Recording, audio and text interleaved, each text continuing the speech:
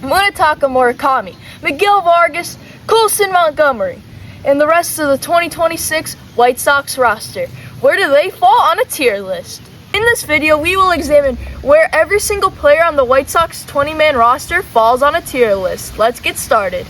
And here we have the tier list, wherever it is, and they have all the tiers. They're pretty self-explanatory. The higher the player, the better they are. The lower, the worse they are, with the bottom being if the player hasn't pitched less than 10 games or has played less than 20 games. So, without further ado, let's begin. Leading off our list, we have Randall Grichuk, who's pretty interesting because we acquired him from the Yankees. And ever since we got him, he's been really good, especially against lefties. Let's pull up some of his numbers. He has hit 6 home runs with a .316 average and an amazing 1.072 OPS since joining the Sox. That's some great numbers. And despite the small sample, I think Grichuk has proven himself well enough to fall in the B tier. Next up, we have Sir Anthony Dominguez, a closer who we got in the offseason, and when we got him, I was ecstatic. I mean, 2 years, $20 million for a closer of his caliber, I was so hyped. But this year, he's been all right. It's all right. He has an ERA near 4 and a WHIP over 1 with 12 saves, which, definitely isn't the worst season, but I expected so much more from our closer and a potential trade piece at the deadline. So, overall, I'd have to give him C tier. Next up, we have the phenom from the Savannah Bananas, Tristan Peters, and oh my god, he has surprised me so much. He's hit almost 300. He has 3 home runs, if I'm not mistaken. Just been going off with some amazing, Gold Glove level defense. And from the Savannah Bananas, we expected nothing from this dude. But no, this guy joins the White Sox this year and has gone off and, in my opinion, deserves an all-star spot. So, with all of this in mind, I say he belongs in A tier. Up next, we have the White Sox backup catcher, Drew Romo. He joined the team this year, and, once Teal comes back, I don't know if he has a spot on this team. He's put up an abysmal 157 average, .2 WAR, and 6 long balls in nearly 100 plate appearances. And I don't even know if he's going to be on the team in a month. So sadly, he has to go in F tier. Sorry, Romo. Love you. Oh, and up next we have our other catcher who has played this season, and arguably he's been the most disappointing player on this team, Edgar Caro. He has a negative .7 WAR and a 38 OPS plus after fumbling the opportunity that Kyle Teal's injury gave him. And he's so young though, and I think he could be so good. But this year, it's just been awful. He's been one of the worst players in the league, and he has shown glimpses of greatness, like that walk-off home run against the Cubs. But I can't put him anything higher than F tier. Sorry, man. Up next, we have the most expensive contract in White Sox franchise history. Andrew Benintendi, who signed for 5 years, $75 million, has not been too great to start off the year. He has shown some pop, and it's been one of his better years since joining the White Sox, but that's not a high bar to cross. Let's pull up those numbers. Alright, Andrew Benintendi has, Benintendi just unload and fly. Andrew Benintendi has an OPS of exactly 100, which is league average, 8 home runs, and he has put up a negative .2 WAR. That sounds bad on paper, but it's not terrible considering what I thought he was gonna do and just fall off a cliff and be a below replacement level player, which he kind of is. But I don't think he belongs in F. I might have to put him high D tier. Sorry, Ben. Now, Anthony Kay takes the stage, as he has been one of our better pitchers this year, which is kind of surprising. He came over from Korea, and he's been a solid middle-of-the-rotation arm for us, but he does have a couple of blow-up starts every now and then. But in May, he was one of the best pitchers of the league. He was nasty, striking batters out, just sub-1 ERA in a month. But he has had a couple of blow-up starts since then, most recently against the Yankees. And, his FIP shows that his ERA, which is pretty good right now, is not going to last. And, but he's been good, fulfilled his duty. I'd give him B tier. You know what? Yeah, B tier. Let's go. One of the top prospects in MLB now comes to the list as Colson Montgomery made his debut. And my God, that debut was amazing with that walk-off bomb. But for this list, he sadly hasn't played enough games to qualify.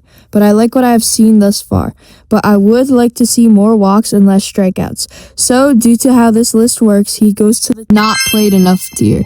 One of our top relievers to someone who belongs in the minor leagues, Brandon Eiser, has been in a sharp decline this year, pitching to a 5.71 ERA in 15 games, and has been basically batting practice for hitters this year. Though he is a lefty in the bullpen who can eat innings, which is exactly what the White Sox expected from him, he just hasn't lived up to the hype, and come trade deadline, I don't know why he'd still be on the team when we could go after a reliever like Aroldis Chapman to replace him. So D tier works just fine for Eiser here. Our second best reliever this year is next with Brian Hudson, and when I heard we had got him in the offseason, I had no idea who he was. But he has proven himself as a reliable bullpen arm, as he has put up a 2.45 ERA and 1.1 WAR for a reliever, which is kind of absurd, especially for someone who I had no expectations of coming into this year. I mean, he's just been great, so A tier is the least I could do to show his efforts this year. We now have another piece of that crochet trade with Chase Mydroth, who has been hitting well with a 107 OPS plus, a 275 average, 6 bombs, and he takes walks at an elite rate. So pair all of this with his slick defense, Mydroth has been like an overall great player, and in my opinion, is also A tier. Next up, we have a pitcher barely making the cut of this list, Chris Murphy, as he has pitched 10 games, and he is basically the guy we put out there when we're getting blown out. And his numbers reflect this with a 6.5 ERA and a whip over 2. So sorry, but F tier is where he belongs this season. In stark contrast, we now have a star and one of the future key pieces of this team in Colson Montgomery, who's an elite defender, power hitter, and just an overall great player. This is shown with his 2.0 WAR, 17 homers, and 118 OPS plus. I mean, he's ridiculously good and belongs in the S tier. Up next, we have someone who has been just as dominant, that being Davis Martin, who has been nasty and without a recent blow-up start against the Yankees, the 4th most valuable pitcher in MLB.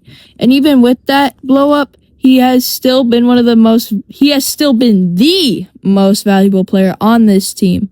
And I mean, need I say more? S tier, obviously. Now we have a former White Sox who came back to the team in Eric Fedde, who is at the back end of the rotation, and he has eaten tons of innings when needed, but that's about it. I mean, he hasn't been atrocious, but he hasn't been good either. It's a weird in-between. I mean, if 4.5 ERA isn't great, but he does eat innings, and he should probably be replaced at the deadline, so C tier it is.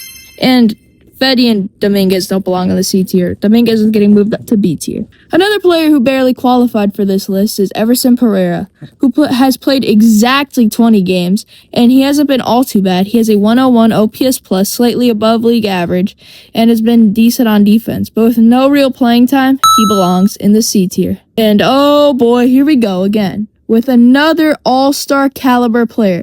This time it is our best relief pitcher, being Grant Taylor, who throws gas over 100 miles an hour while striking out batters at an elite rate, as he maintains a 2.21 ERA through his first 27 appearances. Without a doubt in my mind, he is S tier and the closer of the future. We now have the dude who was smacking bombs in the minor leagues, but in the MLB hasn't quite found his footing yet, with this player being Jacob Gonzalez. Sadly, he doesn't qualify for this list, and even if he hasn't put up the greatest of numbers this year, since his recent call-up. But I believe he will turn it around, as he was a top pick in the 2023 draft overall. So, he goes in the didn't play enough tier. Similarly, Joe Rock doesn't qualify, but he has looked good in 2 games of work, so he goes in the same tier. We now have arguably the worst player on the team this year in Luis Angel Acuna, who is our utility man that can steal a couple of bases, who we received for Luis Robert. And I mean, he has been truly awful. I mean, I hope he turns it around, but slashing 202, 248, 218 is just not cutting it at the big league level. I mean, I just don't want to talk about him anymore. Easy F tier, and I hope he turns it around. We now have the breakout star of Major League Baseball with Miguel Vargas, who went from an awful player to an all-star level third baseman in one season, as he has hit 16 homers, has a 136 OPS plus, and has played solid defense at third and first. Overall, he belongs in the S tier. Now, the Southside Samurai is here. After a surprising signing this offseason, he joined the club, and he was arguably the best power hitter in the sport when he was on the field this year, as in only 57 games, Murakami was able to club 20 dingers and have an OPS 59% better than league average. Sadly, he had a hamstring injury earlier this season, but it doesn't diminish his early season success. So he also goes in S tier for me. The Italian stallion is here, as Sam Antonacci has had a very solid season overall, as he has hit 17% better than the average hitter while playing great defense and posting up a 1.3 WAR. He's definitely been solid and reliable this year, but he could use some more power, and for that he's stuck in A tier. Sean Newcomb is up now, and he has also been a good, reliable lefty in the bullpen, who has a 2.76 ERA and has a whip slightly over 1. And I think he has been great in pitching in some high-leverage situations, so for how great he has been in the bullpen, he goes to the top of B tier. We now have someone who we traded for this season in Trevor Richards, who has been a decent reliever for the team with an ERA right above 4 with the Sox, and he has also eaten a bunch of innings for the team. I honestly have no idea where to put him, so I'm just going to throw him in the C tier. And last, and maybe least, we have Tyler Davis, who has an ERA north of 4, and he is honestly just the guy we put in the game when we are losing by a bunch. He is definitely worse than Richards, but not the worst, so I guess D tier. Here's the final tier list. Tell me if you agree. I just wanted to say thank you for watching this video. Let's go White Sox, and hopefully you enjoyed. If my takes weren't too terrible, thank you so much for watching, and like and subscribe if you want to see more. Peace.